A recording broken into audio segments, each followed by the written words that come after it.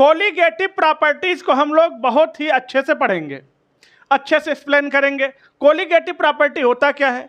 Colligative एक Latin word है जहां पर को का मतलब होता है टुगेदर और लियास का मतलब होता है बाइंड, यानी सॉल्यूट के कंसंट्रेशन को अच्छे से बाइंड करके रखना है। हम लोग 4 तरह की कोलिगेटिव प्रॉपर्टीज को पढ़ेंगे। कौन कौन सी कोलिगेटिव प्रॉपर्टीज हैं?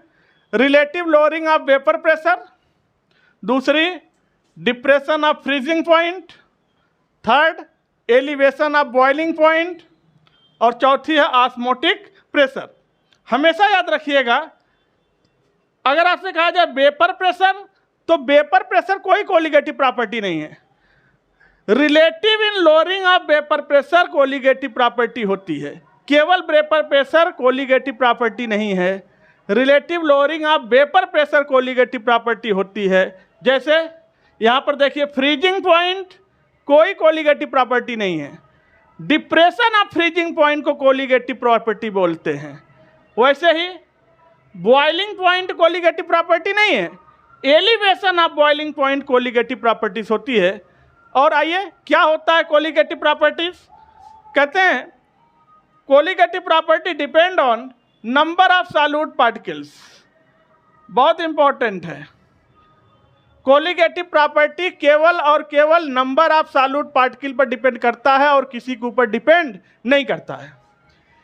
Colligative property depend on number of solute particles irrespective of their nature, यानी सॉल्यूट के नेचर पे डिपेंड नहीं करता है, सॉल्यूट के नंबर पे डिपेंड करता है कोलिगेटिव प्रॉपर्टीज। जहां पर कोलिगेटिव का मीन होता है बाउंड टुगेदर, बाउंड टुगेदर, एक साथ बांध के रखना है। क्या?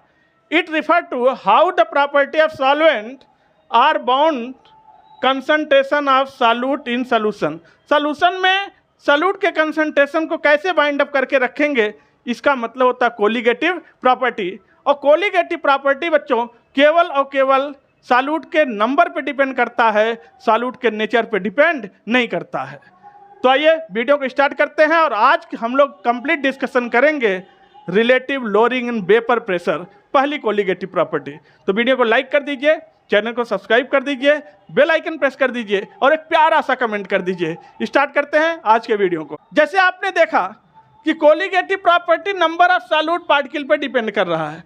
मान लो हमने आपको 4 सॉल्यूशन दिया। पहला हमारे पास है 1 मोलर NaCl का सॉल्यूशन, दूसरा है कंसंट्रेशन सेम रख रहे हैं 1 मोलर CaCl2 का सॉल्यूशन, तीसरा है 1 मोलर AlCl3 का सॉल्यूशन, और चौथा ले लिया K4FeCN का होल 6। अब आपसे पूछा जा रहा है कोलिगेटिव प्रॉपर्टी किसकी ज़्यादा होगी, किसकी कम होगी।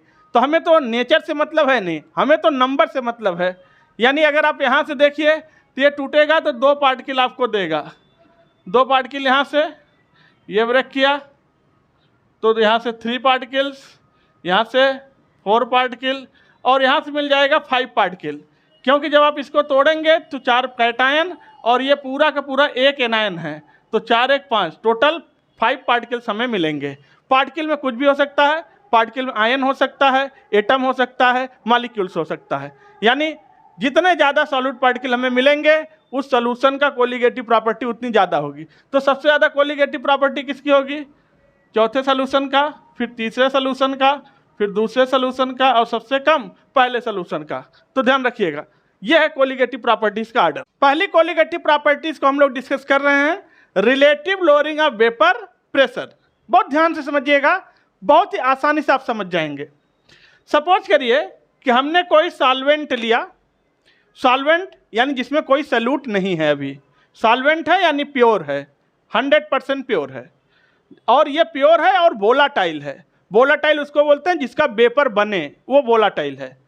तो आप देखिए जब आप इसको हीट देंगे तो ये इसके कुछ वेपर, चूंकि ये टॉप लेयर पर देखिए, ऊपर के लेयर पर सब ए के मॉलिक्यूल्स हैं, प्योर ए। जो भी सॉल्वेंट लिया है उनके सबके मॉलिक्यूल्स एकदम टॉप लेयर पर आके लग गए हैं। जैसे ही आप तापमान देंगे, टेम्परेचर देंगे, ये मॉलिक्यूल्स यहाँ से उड़ के ऊपर आ जाएंगे। देखिएगा, इन्हें हम बोलते हैं P0A। कहीं पर पी नाट लग जाता है, इसका मतलब वो प्योर हो गया, ठीक। तो पी नाट ए ये इसका वेपर प्रेशर है। अब इस सॉल्वेंट के अंदर हम डालेंगे सॉल्यूट डालेंगे। अब सॉल्यूट जो है वो नॉन वोलाटाइल है, यानी इसका कोई भी वेपर नहीं बनेगा। जब हम सॉल्वेंट में डालेंगे तो सॉल्वेंट में नीचे घुलेगा, लेकिन इसका कोई भी वेपर नहीं बनेगा। ये वेपर बन के उड़ेगा नहीं, वाष्पशील नहीं है, ठीक। तो ध्यान रखिए, जैसे ही आप इसमें हम कोई सॉल्यूट डालेंगे नॉन वोलाटाइल, तो अब आप यहाँ पर देखिएगा तो ये तो उड़ेगा नहीं, इसका वेपर बनेगा नहीं, इसका वेपर यानी पी भी 0 है। लेकिन अब जैसे ही आपने सॉल्वेंट में डाल दिया, अब इस टॉप लेयर पर अभी तक केवल ए के पार्टिकल थे, लेकिन अब ए आ गया, बी आ गया, बी आ गया, बी आ गया, ए आ गया। इस तरह कहने का मतलब सॉल्यूट के भी पार्टिकल्स यहाँ टॉप पॉइंट पर आ गए। ये एक हिंड्रेंस क्रिएट कर रहे हैं, एक अवरोध पैदा कर रहे हैं। तो जितना प्रेशर पहले बनता था उतना प्रेशर अब नहीं बन पाएगा, उतना वेपर प्रेशर अब नहीं आएगा, क्योंकि आपने नॉन वोलाटाइल सॉल्यूट डाल दिया। क्योंकि नॉन वोलाटाइल सॉल्यूट भी तो कुछ जगह घेर रहे हैं, तो कुछ जगह को घेर रहे हैं, तो ए का वेपर बन रहा था, ए का वेपर उतना नहीं निकल पाएगा, उसको उतना रास्ता नहीं मिल पाएगा जितना पहले मिलता था। यहाँ पे सब ए के ही वेपर थे, इसका वेपर प्रेशर पी ए ज़्यादा था, आपने सॉल्यूट डाल दिया, यहाँ पर बीच में बी भी आ गया। अब ए को रास्ता कम दे रहा है, तो ए कम उड़ पाएगा, कम उड़ेगा तो इसका वेपर प्रेशर कम हो जाएगा, यानी हमने इसको पी ए मान लिया। तो अब यहाँ से ये पी ए जो है ये ज़्यादा है, प्योर का वेपर प्रेशर ज़्यादा है, और सॉल्यूट मिलाने के बाद वेपर प्रेशर घट गया। इसका वेपर प्रेशर ज़्यादा है, जैसे नॉन वोलेटाइल सॉल्यूट मिलाया और अब देखा वेपर प्रेशर कितना आएगा, तो वो वेपर प्रेशर घट गया, यानी P not a is greater than P A. बात समझ गए? जैसे नॉन वोलेटाइल सॉल्यूट डालेंगे वेपर प्रेशर डिक्रीज हो जाएगा, क्योंकि नॉन वोलेटाइल सॉल्यूट हिंड्रेंस पैदा करेगा। जो ए के पार्टिकल्स उड़ रहे थे वो कम उड़ पाएंगे, उनको स्पेस नहीं मिलेगा। आप यहाँ पे देख सकते हैं, यानी एक नोट पॉइंट में on addition of non volatile solute vapour pressure of solution या सॉल्वेंट डिक्रीजेज। रिजल्ट आ गया कि अगर कोई नॉन वोलेटाइल सॉल्यूट आप डालेंगे सॉल्वेंट में तो उसके वेपर प्रेशर को घटा देगा। सॉल्वेंट का वेपर प्रेशर घट जाएगा, सॉल्यूशन का वेपर प्रेशर घट जाएगा। आप चाहे सॉल्वेंट बोलिए चाहे सॉल्यूशन बोलिए। यहाँ यानी P not a is greater than P A, ये तब का वेपर प्रेशर है जब सॉल्यूट नहीं मिलाया गया, सॉल्वेंट का है। जब सॉल्यूट मिला दिया तो वेपर प्रेशर घट गया, यानी P not a is greater than P A.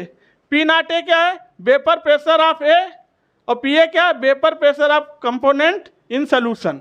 ठीक। अब अगर हम सॉल्यूट के रेस्पेक्ट में बात करें तो हमारा तो सॉल्यूट ऐसा था ही कि इसका कोई वेपर बनेगा ही नहीं, कोई वेपर बनेगा ही नहीं, ये उड़ेगा नहीं। ये लेयर पे टॉप लेयर पे आया भले, लेकिन ये उड़ के बाहर नहीं जाएगा, ये यहाँ से उड़ेगा नहीं। क्यों? ये नॉन वोलेटाइल है, इसका कोई भी वाष्प नहीं बनेगा, कोई भी वेपर नहीं बनेगा। तो जब वेपर नहीं बनेगा तो प्योर कंडीशन में भी इसका वेपर प्रेशर कितना आया? 0। जब नहीं मिलाया है, अभी सॉल्वेंट में इसको नहीं डाला है, तब इसका वेपर प्रेशर कितना है? 0। और जब डाल दिया तब भी वेपर प्रेशर कितना आ रहा है? 0। यानी प्योर कंडीशन में भी बी का प्रेशर वेपर प्रेशर 0, सॉल्वेंट में डालने पर भी वेपर प्रेशर 0, क्योंकि सॉल्यूट नॉन वोलेटाइल है। बात आप समझ गए? Because vapour is not form. अब थोड़ा हम राउल्ट लॉ को अप्लाई करके इसको थोड़ा और क्लैरिफाई आपको करेंगे कि रिलेटिव लोअरिंग में वेपर प्रेशर कितना आ रहा है। इतना तो कंफर्म हो गया कि अगर सॉल्वेंट में नॉन वोलेटाइल सॉल्यूट डालेंगे तो वेपर प्रेशर लोअर हो जाएगा, लोअरिंग इन वेपर प्रेशर घट जाएगा। अब घट जाएगा तो कितना घट जाएगा ये आपको दिखाते हैं। बच्चों अब हम अगर राउल्ट लॉ लगा रहे हैं तो हमें एक बात पता था कि पी नॉट ए प्योर का वेपर प्रेशर ज़्यादा था, नॉन वोलेटाइल सॉल्यूट मिलाने के बाद वेपर प्रेशर घट गया था। ठीक। यानी अगर हम बात करें पी नॉट ए एक्स ए यानी काई ए को हम एक्स से बोल रहे हैं, ये क्या है? Mole fraction. यानी chi A is equal to mole of A upon total mole Na+NB। तो अगर हम यहाँ से बात करें तो P0A minus PA upon P0A, ठीक, is equal to vapour pressure घट गया था। क्यों घटा था? नॉन वोलाटाइल सॉल्यूट आपने मिलाया था, यानी XB, mole fraction of B। तो जो आपने देखा ये कंपोनेंट है P0A minus PA upon P0A, इसी को बोलते हैं relative lowering in vapour pressure, RLBP। RLBP ये पूरा होता है relative lowering in vapour pressure, और एक किसके बराबर है? Mole fraction of B, mole fraction of non volatile solute B। जो नॉन वोलाटाइल सॉल्यूट आपने मिलाया था जिसकी वजह से वेपर प्रेशर कम हो गया था, तो कितना कम हुआ है? Relative lowering vapour pressure is equal to XB chi B। यानी अगर हम यहाँ से बात करें तो P0A minus PA upon P0A is equal to XB, mole fraction की वैल्यू रख दो, NB upon total mole Na+NB। अब यहाँ से अगर हमने मान लिया कि डाइल्यूट सोल्यूशन है, डाइल्यूट सोल्यूशन है, तो डाइल्यूट सोल्यूशन है तो NB को लगभग नेग्लेक्ट कर ले रहे हैं, बहुत कम है Na की तुलना में, तो इसको हमने नेग्लेक्ट कर दिया। तो यहाँ से आ गया P0A minus PA upon P0A is equal to NB upon Na। देखिए एक रिलेशन हमें मिल गया तब जब हमारा सोल्यूशन डाइल्यूट होगा। तो एक रिलेशन तो हमें ये मिल गया था जो कि बहुत ज़्यादा इम्पोर्टेंट था, इसे आप याद रखेंगे पहला, और इसे आप याद रखेंगे दूसरा। थोड़ा इसी को इलेबरेट कर दें क्योंकि हमें पता है मोल क्या होता है, वेट अपॉन मॉलिक्यूलर वेट। तो P0A minus PA upon P0A equal to छोटा w बड़ा M, छोटा m बड़ा W लीजिए। तो एक फार्मूला हमारा ये बन गया स्टैंडर्ड फॉर्म। तो ये तीसरा, ये दूसरा, तो पहला, दूसरा और तीसरा, ये तीनों बहुत इंपॉर्टेंट हैं, आपको याद रखना है relative lowering in vapour pressure में। पहली कोलिगेटिव प्रॉपर्टी थी जिसे आपने खूब आसानी से देखा।